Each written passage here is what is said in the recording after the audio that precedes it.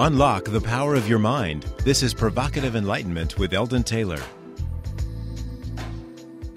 Welcome to another hour dedicated to exploring exactly what enlightenment means and what it is to be enlightened. This is an hour devoted to learning something more about ourselves, an hour designed to help us integrate all of our knowledge and perhaps even challenge some of our ideas about the world we live in and the people we have become. Indeed, an hour for the open-minded, willing to think, and perhaps even risk their foregone conclusions in order to discover an entirely new dimension in their thoughts and being. I'm Eldon Taylor, and this is Provocative Enlightenment. All right. Each week, I read a few of your letters as our way of respecting the importance you play in our show. Last week, our show was all about using the patented InterTalk technology as a tactical tool in your success strategy. We received more letters and comments on this show than any in the past, and we simply cannot share but a very few of them today. Still, I want to personally thank all of you for your feedback and continued support. Paul wrote, I've had many great things go right since I went with your InterTalk programs. My family and friends are really blown away by the change. Thank you. Well, thank you, Paul, and keep up the terrific progress. Yulia wrote, I am making progress. As suggested, I started with forgiveness, and now I am trusting in the process of life. I've tried different techniques before, both conventional and non-orthodox, but your forgiveness program works wonders for me. Thank you, Eldon, and anyone involved in bringing the free programs to the public. Well, you're more than welcome, Yulia, and thanks for the feedback. Terry wrote, love your InterTalk programs, your shows, and I recently bought the Mind Programming book. I've been listening to the Serenity CD that came with it and love it. Thank you so much for all you do, Eldon. Well, thank you, Terry. Feedback like yours makes it all really worthwhile. Lucero wrote, your mind programming and radio series are wonderful. Thank you so much for sharing your knowledge and kindness. It's my pleasure, Lucero. Thank you for the warm and generous words.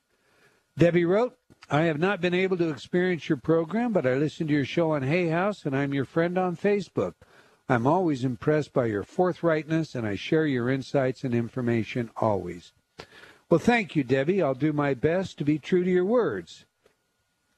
Now, here's a pithy remark sent in by Melissa.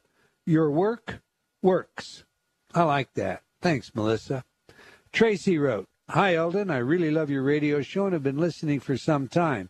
Until this week, the light did not go on that it could be great to try some of your MP3 downloads for free. Thank you so much for providing them. I appreciate you. Well, thank you, Tracy, and for all of you, there is no reason to wait. Get your free InterTalk programs, including forgiveness, on MP3 today by going to my website, eldontaylor.com. We see this as just a part of our own Pay It Forward program. Now, Ravinder, you're especially going to like this next comment. I am. Is it a nice one? It is. Thomas wrote, I was in another Hay House radio host chat room, and it made me appreciate your room. A, it doesn't move as fast. B, they don't go as deep. C, they don't question anything. The host told her students in the chat room something that I didn't seem to resonate with. I asked them about it, and a lot of people seem to just take it all as truth because that's what the host says. I asked why they felt this was accurate, and I got mostly, well, because it's what she says. And then they kept saying things like, you go too deep, Thomas. You just go too deep for this chat. I was thinking, if you can't go deep with Hay House fans, who can you go deep with? I mean, I believe a lot of new agey, wooey type stuff, but I don't believe anything about, without first checking to see if it resonates with me. Anyways, I love this chat room. Well, Thomas, we love you. What have you got to say about that, Rav? I love it. I actually don't think we go deep in the chat room. We're very, very practical. So if this other chat room said it was too deep, I have no idea what they're looking for. Oh, I know, but you've always got, you've got a great group in the chat room. They ask the pointed questions. They bring a great depth of knowledge and experience. Yeah. So, I don't know what you mean by by many standards, I suppose, I would agree with, the writer that is, you've got an excellent chat room. It is a well-informed chat room. It is not a non-thinking group of folks that you have there. Virginia wrote, I am presently reading your book, Mind Programming, and it is extremely interesting. I have certainly learned about my mind and myself. Thanks for the great work. Well, thank you, Virginia, for the feedback. Mind Programming continues to be an international bestseller. T wrote, I've read several of your books and have loved them enormously. However, I'm a tad confused. I've been listening to some of your archived radio shows and listened to one where your guest was Jillian Holloway. In it, she put down the law of attraction and said it was harmful. And you said you completely concur with her, despite the fact that you've had positive things to say about it in past references. Can you please explain this contradiction? First, thanks for the letter and your excellent question. For all of you, this is how I answered T's letter. This is actually the material for an upcoming show on provocative enlightenment. The subject is complicated and must be placed within a context. Tell me that someone like the 14-year-old girl in Pakistan created her circumstances by her thoughts, and that's why her husband cut her nose and ears off and banished her to the stables for not pleasing him, and I'm more than a little disturbed. To imply that the victims of such horrible acts are responsible for them due to their thoughts is simply both ignorant and irresponsible. Now, in another context, to say that the person who fails to believe in their own abilities is responsible for at least some of their failures in life is both absolutely fair and correct. Now, the problem is when you deal with the word law. The law of gravity is not capricious. It always works. You never float upward without warning. The law states that the force of gravity is proportional to the product of the two masses and inversely proportional to the square of the distance between them. It works with all of the other laws of physics in a near absolute way. The word law implies this sort of regularity. The power of the mind is remarkable and still not thoroughly understood. That said, there are many minds, and they are all creating, to some extent, simultaneously, but not in concert. Take this example that I know from a local group of children, all of which come from homes that teach the power of visualization and the so-called law of attraction. 7 children compete for one trophy. They all visualize, make posters, enrich their thoughts with the knowing that they will win and so forth. Yet only one wins. Why? Some may argue that the best visualization won. But that explanation pales when you know the competition required a certain physical prowess that one young person simply was gifted with at birth, much more so than any of the other children. So what happens with the law? What do we do with a group of young men who drink too much, are out looking for trouble, come upon a 16-year-old girl and then gang rape her? Do we set them free, for after all, the girl must have attracted this to herself? I hope you get the point. As I said, we will have an entire show dedicated to this and the book The Secret in August. I totally agree with Dr. Holloway in the context of our discussion, but I know her and she is a gifted psychologist. Still, this is a complicated subject that all too often gets a glossary overview that is both superficial and genuinely nonsensical in many aspects. Now, T wrote me back, and a reply is worth sharing, especially since his subject is so immersed with nonsense, rubbish, and the like. T wrote, thank you so much for your response. I hope my letter didn't make it seem that I was a huge fan of the law of attraction. Although I appreciate what it's trying to say, there's certainly, as in The Secret, plenty they don't say. And actually, that's where your work comes in. Perhaps I was confusing your statements of believing in yourself and the power of your mind as having a more favorable lean towards the law of attraction than what was really there. For that, I apologize. No apologies necessary, T. Indeed, thank you very much for a relevant question. All right, Tony wrote, I'm nearly done reading Mind Programming, and it's a pure inspiration. It links perfectly with the manifestational and healing literature to complete a picture. A must read. Thanks, Tony, and I'm very glad you enjoyed the read. And Angelica wrote, hi, just listening to the rebroadcast of your week's show as I was unable to listen on Tuesday. Thank you for your invitation into the Provocative Enlightenment family. You absolutely do get it, which is why I'm hooked. Well, thank you, Angelica. And we invite all of you to not only join us, but please invite everyone you know to do so as well. Okay, that's all the time we're going to take for letters, but I do invite you to opine by sending your email to Eldon at eldontaylor.com or by joining me on Facebook. You can also just leave comments on my website. I do try to read all of your letters. Obviously, we can't get them all on the air, but they do impact our programming. I highly value your input, and I do encourage you to please provide your feedback. And once again, thank you, all of you, for your continued support. Now to today's show. Paranormalia, the new anti-skeptic movement. I'm not sure we need another term, especially one such as paranormalia, but I do recognize the growing influence of the so-called secular progressive movement with its elitist pinch on reality.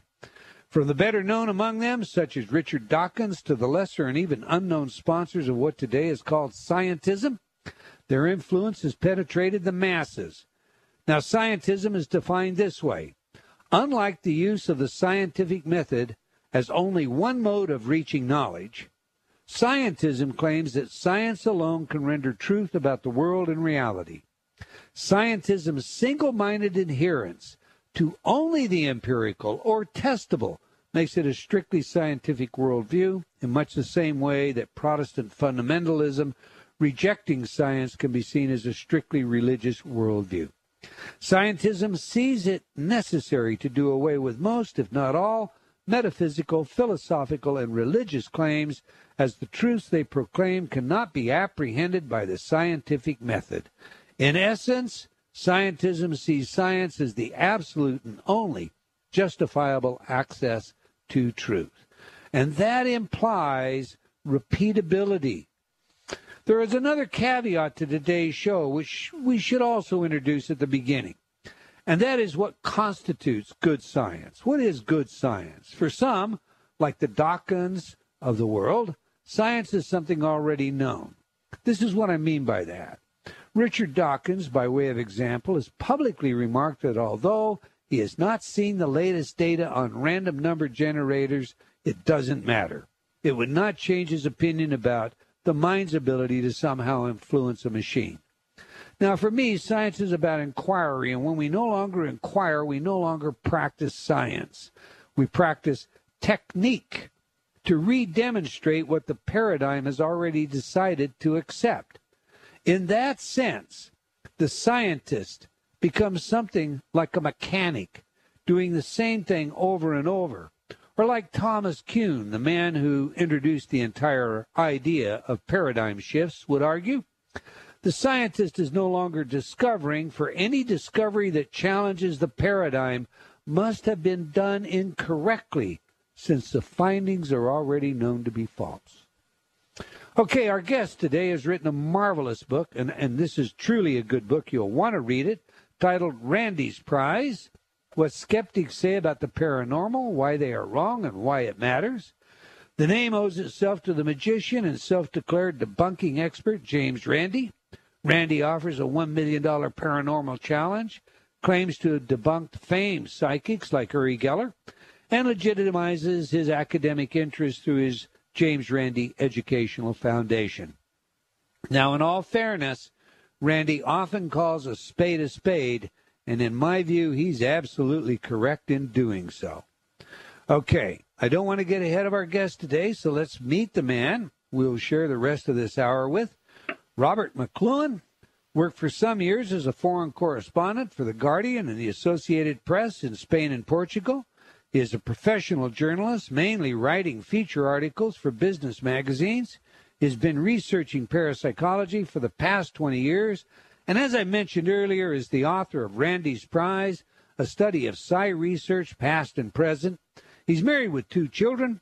I identify with this man's words. He writes, "There's an intellectual vacancy about much New Age material. As inspirational literature, it often works well within its own terms, but it's less convincing when it tries to seek validation with vague references to quantum theory or to scientists whose ideas are viewed with suspicion by their peers. On the other hand, its supernaturalist worldview might seem to be supported by the anomalous experiences that people often report and which are sometimes well documented, however odd. Let's meet this fellow. So welcome to Provocative Enlightenment, Mr. Robert McLuhan. Hi there. How are you today, sir? Very well, thank you, Eldon. Thank you very much for inviting me on your show. It's indeed our pleasure. You're in the United Kingdom, so I guess it's evening for you, I am isn't indeed, yes, a nice balmy evening in London. I have to tell you, I love your book. I love your writing style. Thank you. I think you've done an outstanding job with this. This one's going to get a corner in my bookcase with all of the yellow underlining, and I'll definitely be reviewing it in the future and probably quoting much of what you said. But to begin with, tell us a little bit about your background and your beginnings in parapsychology. I believe you were trained at Oxford. Is that correct? Yeah, that's right. But I don't have a science background at all. I read English literature. That was my thing, sort of poetry, Shakespeare, all that sort of thing. But I started to get interested in science in my late 20s, and I stopped reading novels. And I started reading books about evolution and cosmology and all that sort of thing. Found it absolutely fascinating. But then at the same time, there just happened to be near where I worked, there was a New Age bookshop. So I used to go in there in my lunch hour and poke around. And I got interested in that stuff, channeling, mediumship, near-death experiences especially. And it struck me that, a lot of these things that people talk about that they experience, they describe very sincerely. It seemed to me they weren't making it up, but it quite obviously didn't fit with what I was reading in the science books.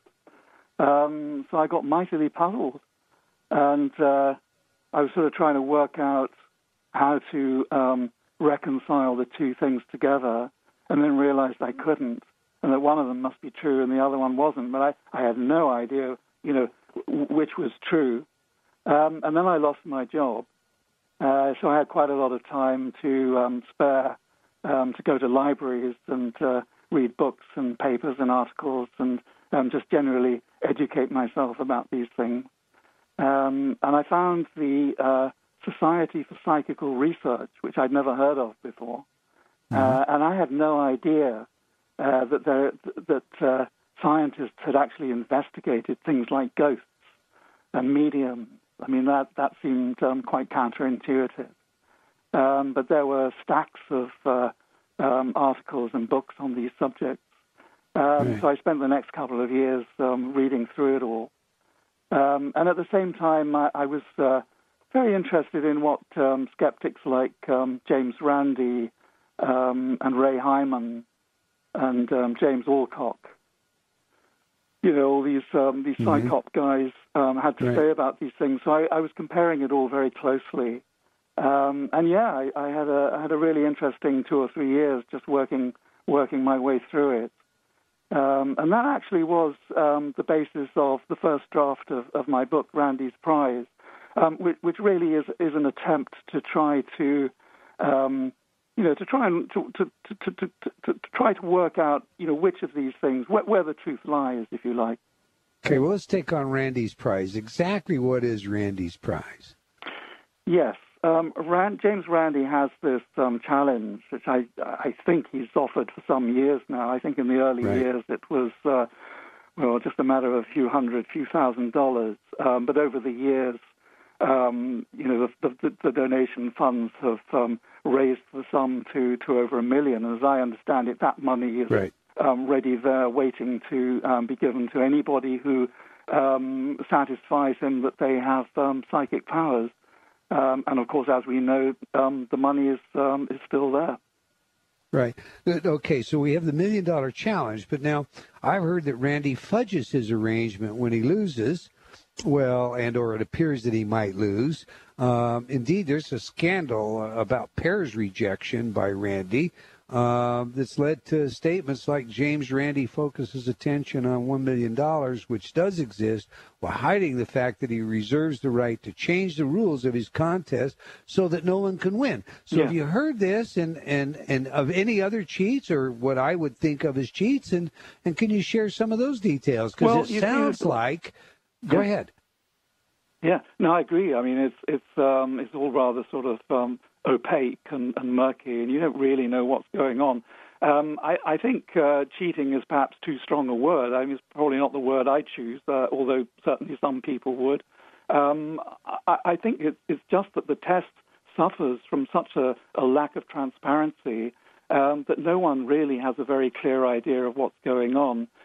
Randi is on record as saying that nobody has passed the preliminaries. But what are the preliminaries? How does he arrive at that situation? We never really find out. And certainly I've followed some cases online of people who've tried to apply for the challenge and got bogged down very quickly in arguments about, how the testing will take place and so on and so forth. So, as a test, I would say that it leaves quite a lot to be desired.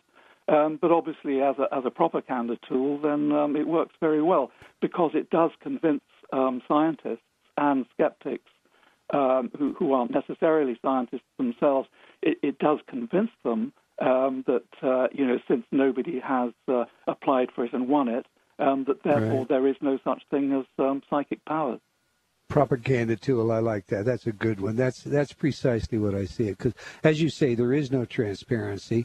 And the problem is, of course, if you're going to claim to do science, one of the rigorous aspects about science is verifiability, repeatability. So what you do is you set out the standard. And as you point out, there isn't a standard. There's a moving target. It depends on what it is that you want to prove as to, and who you are, as to what Randi sets out for you to pre-qualify, let alone to qualify. And that's not obvious.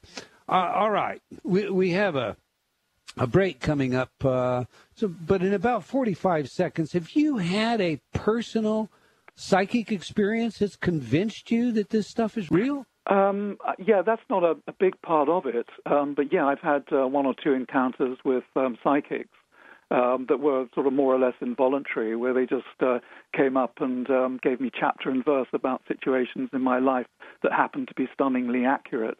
And it wasn't information I'd asked for. So yes, I was pretty impressed. So there's no way that this was a cold reading. They were deriving information from you. I often think about that, but no, I mean, I can't see any likelihood of that at all. Okay. So I guess where I'm going with this is I know myself, I'm trained as a scientist, and as such, I really question a lot of information out there. But undeniably, I have to also live with my experience, and I've had experiences that irrefutably suggest there's information outside of our current paradigm, especially beyond the scope of scientism. And you're telling me that exists for you, too? Indeed. All right, Robert. Well, you're listening to Provocative Enlightenment. We're discussing what skeptics say about the paranormal. And this next half hour, we're going to get really deep. If you're not already in our chat room, now is a great time for you to join our conversation. Just go to eldontaylor.com/chat. We have the video there. You'll want to see it. It's a controversial one. Stay with us during this next half hour. We'll be right back after some of these words from our friends. Confusion, deception, manipulation, feeling a bit controlled, lost. Learn how you can take back control of your life through proven techniques in Eldon Taylor's revised edition of Choices and Illusions. This New York Times bestseller is a guidebook to your journey to self-actualization, filled with practical, real-life solutions backed by scientific studies and guaranteed to awaken your inner genie. Get your copy today from all books. Have you talked to yourself lately? What does that inner voice say? Are you constantly hearing negative feedback? Ready for a change? Inner Talk, Eldon Taylor's patented subliminal technology, can do just that. Change your inner self-talk. Turn off the negative by replacing it with positive affirmations. Inner Talk has been researched at universities such as Stanford and by governments around the world and has been proven effective at priming your self-talk. Armed with a new positive outlook, you'll find everything becomes easier, from losing weight to stop smoking, giving presentations to riding horses. Learn new things to being a powerful salesperson. Choose your title for change today. Visit www.innertalk.com. That's INNERTALK.com. Innertalk.com.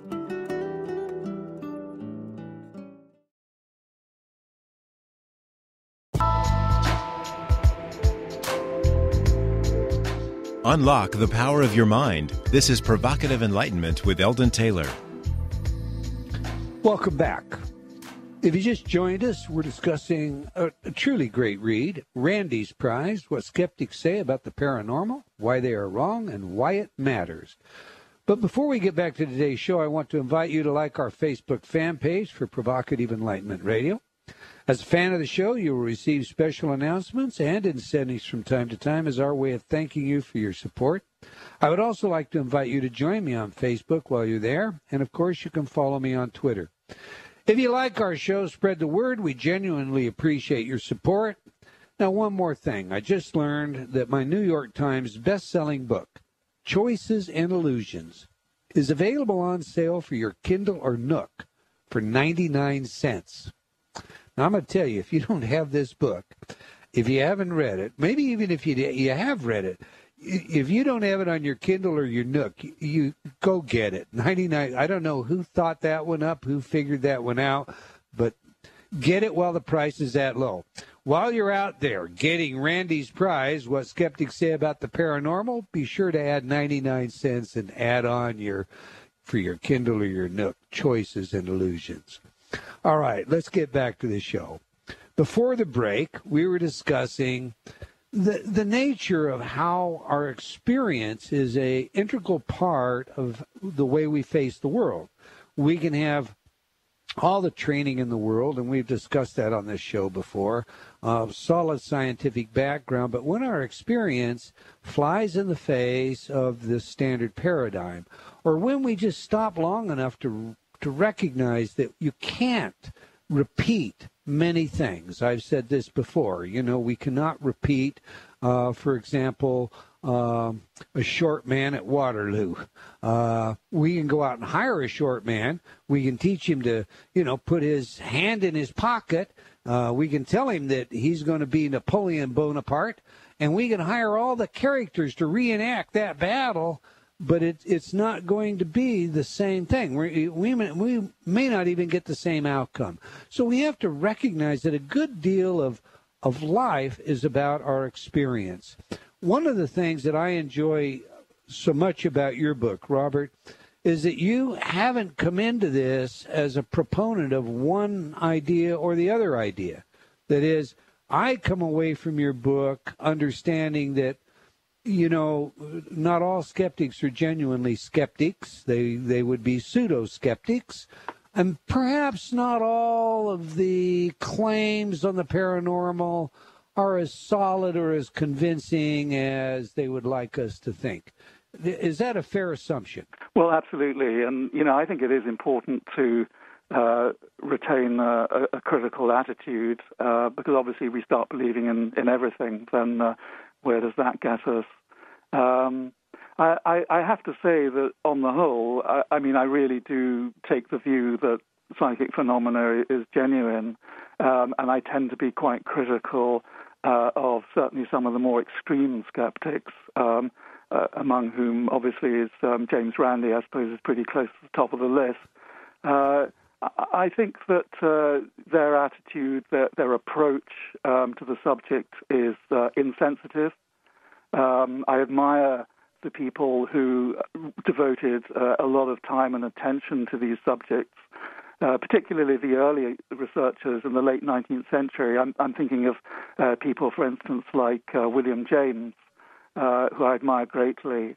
And I thought he had absolutely the right attitude, critical, inquiring, open-minded. And at the end of the day, I think he did take these things quite seriously. But if you compare that to the attitude of, as I say, some of the more extreme skeptics, then you see, quite a serious difference there.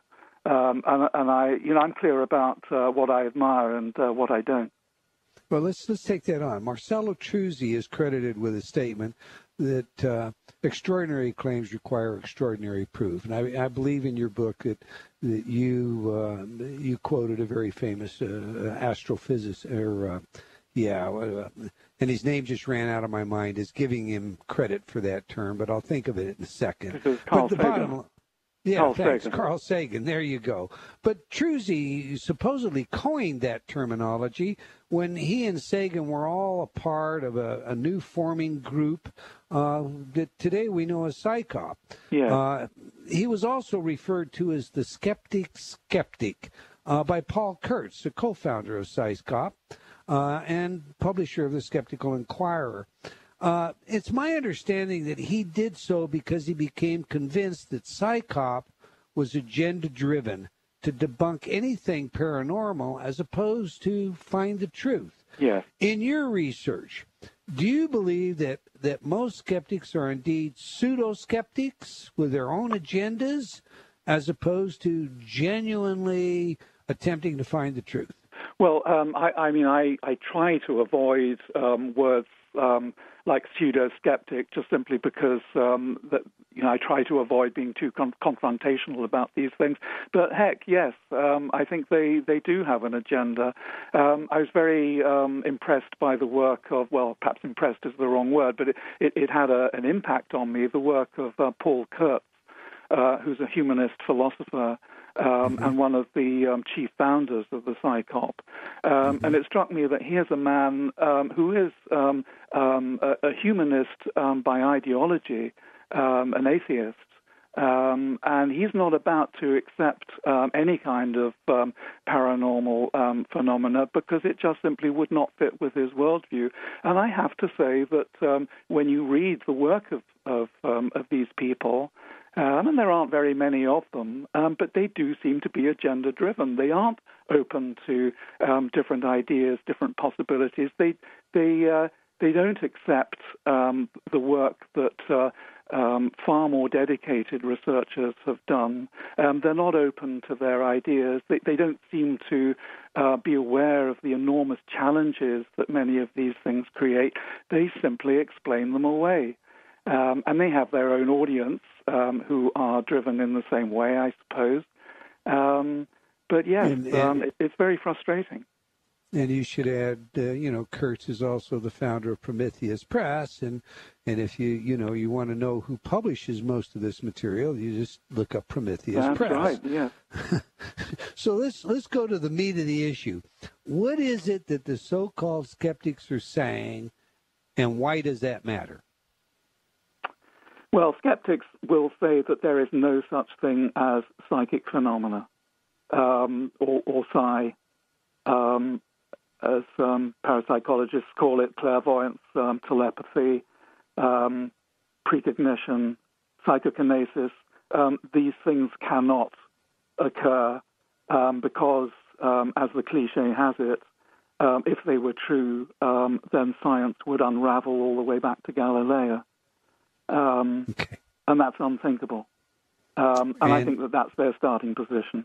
And they have all kinds of general ways of explaining it away. It's in the mind. The mind plays tricks on us, much more than we're aware of. Humans are very prone to looking for patterns, looking for meaning where there is none. And then, of course, there's good old fraud. People who are in it just for a quick buck. You put all these things together and you've got an explanation.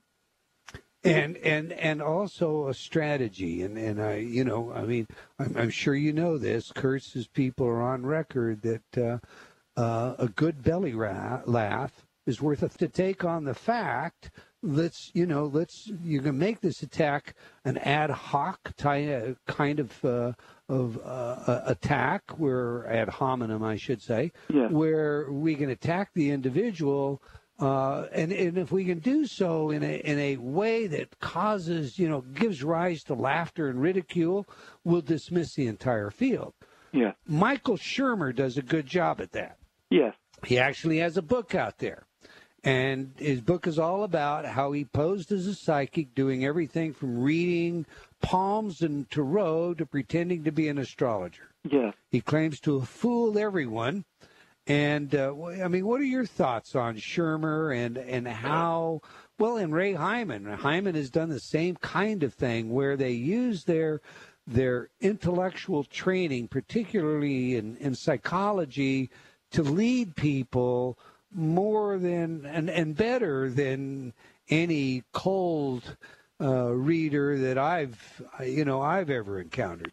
Yes, it's a big subject. Just on those two individuals you mentioned, I do have some respect for Ray Hyman because he has engaged with parapsychologists and he talks their language, and he makes arguments that at least you can knock down. I think Shermer's in a rather different category. I know about these stunts that he does, these sort of cold reading stunts, and I have to say, I've never really come across anyone who's been remotely convinced by the cold reading as done by mentalists and conjurers. There just doesn't seem to be much of an interlap between what they do and the best mediums and psychics do. There is some, obviously, but yes, I think they are in a world of their own. I do think it's important for people like ourselves to bang away at this and just to say, look, Michael Shermer, Ray Hyman, James Randi, Richard Wiseman, these people are not necessarily the authorities on this subject. The people who really know what they're talking about are the people who investigate it, the people who really dedicate their lives to it. And that's an important message to get across, I think. Yeah, I totally concur. I share that completely. Okay.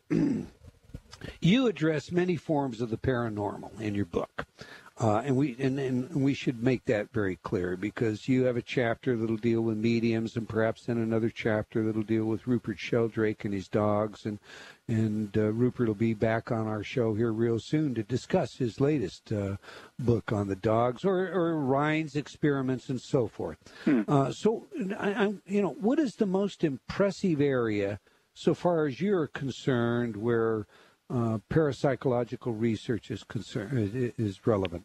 That's a very interesting question. I think most people would focus on the modern, the contemporary research into psychic phenomena, the laboratory-based research, just simply because it is scientific. It's based on statistics. It's got a very clear method. It's absolutely transparent.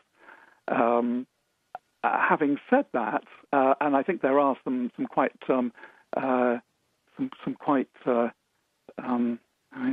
very interesting work out there. Of course, Rupert Sheldrake's work in particular, I think I thought that his staring experiments were very interesting. So I certainly single out things like that. But I have to say that speaking for myself, I'm very impressed by some of the early psychic research, which perhaps is criticized now for lacking that scientific rigor. But I pick out things like the work that William James and Richard Hodgson, an Australian psychic researcher, did with the Boston medium Leonora Piper. Mm-hmm. This was a very intensive series of sittings over a long period of time, produced 3-4 very in-depth papers. And I think if you read these, you very soon get the sense that these guys were bowled over by it. And yes, this is not white coats, clipboards, laboratory work. We're not talking about machines here. We're not talking about statistical statistics analysis. Yeah. But they give a very strong impression of a psychic operation at work. And yes, those things interest me, and I certainly don't think they should be disregarded.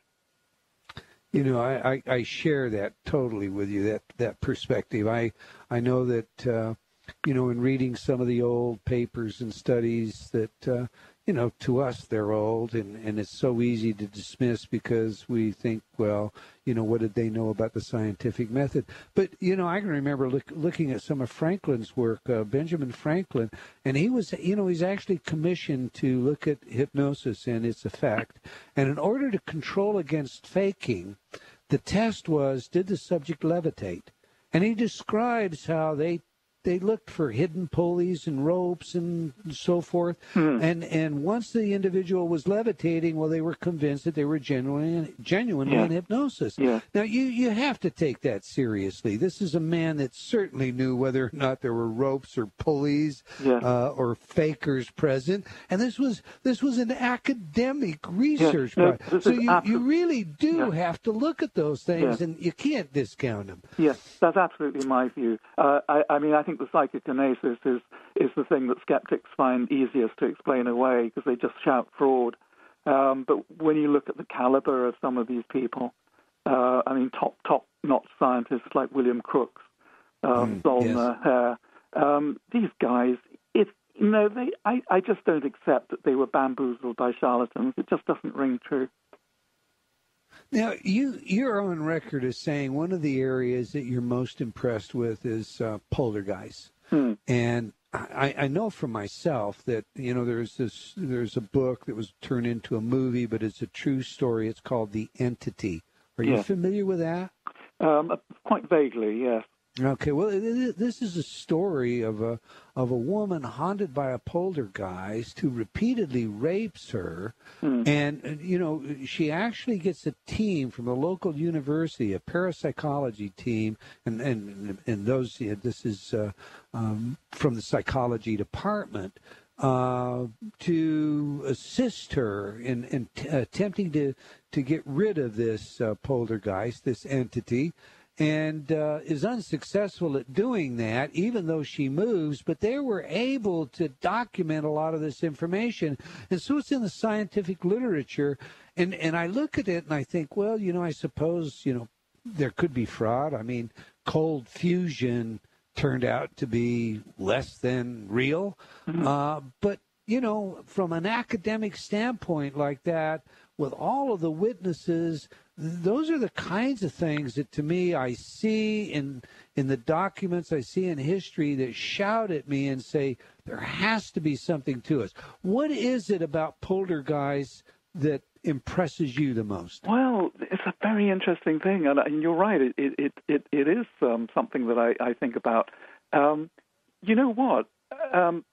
A poltergeist is something, if you said the word poltergeist, everybody knows what you're talking about.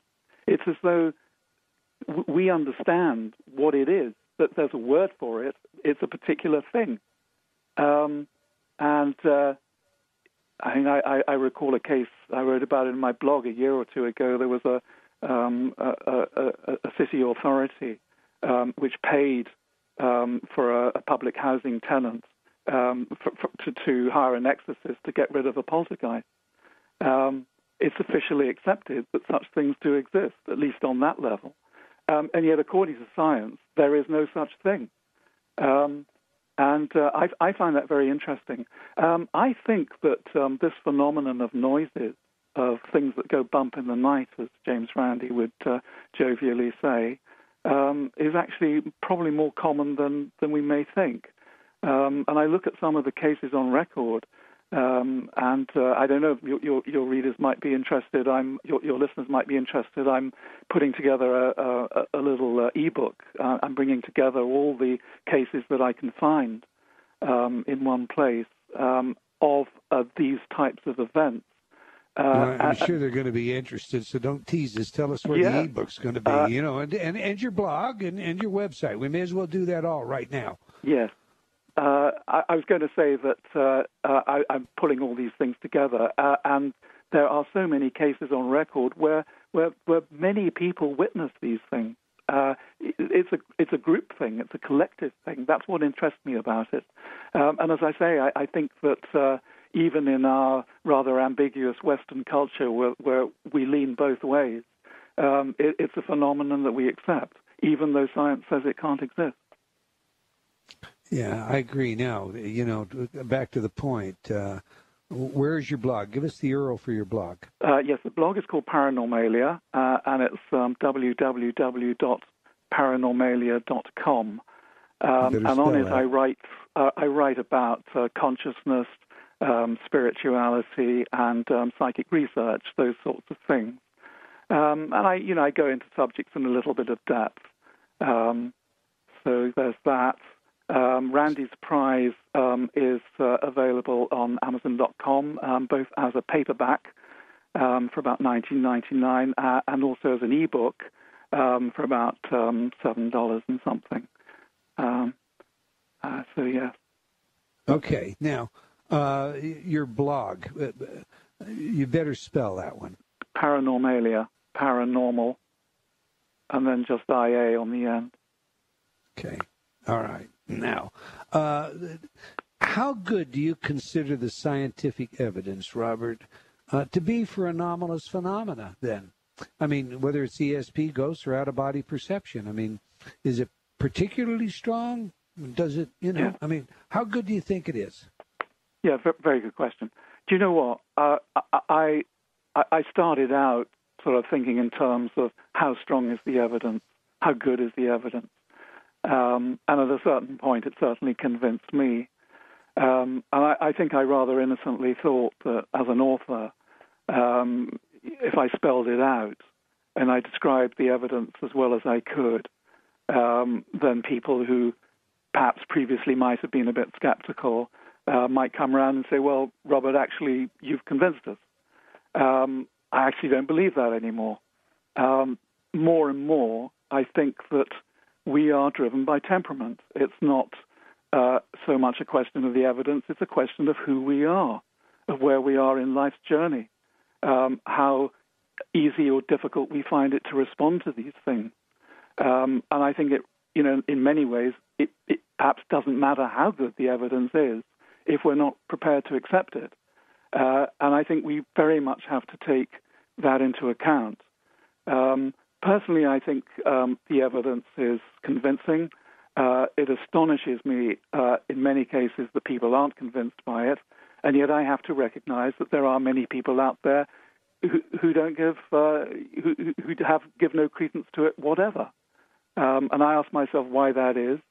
And I always come back to this point that the world is made up of different types. We all have different temperaments. We're at different stages in our psychological and spiritual development, and some people just simply will not accept it, however strong the evidence is.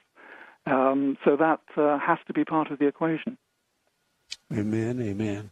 So I guess last question, and I'll give you about a minute to play with this one. How strong do you think is the evidence for the view that mind originates entirely in the brain? I mean, I know that you're on record as saying you think this is all about consciousness.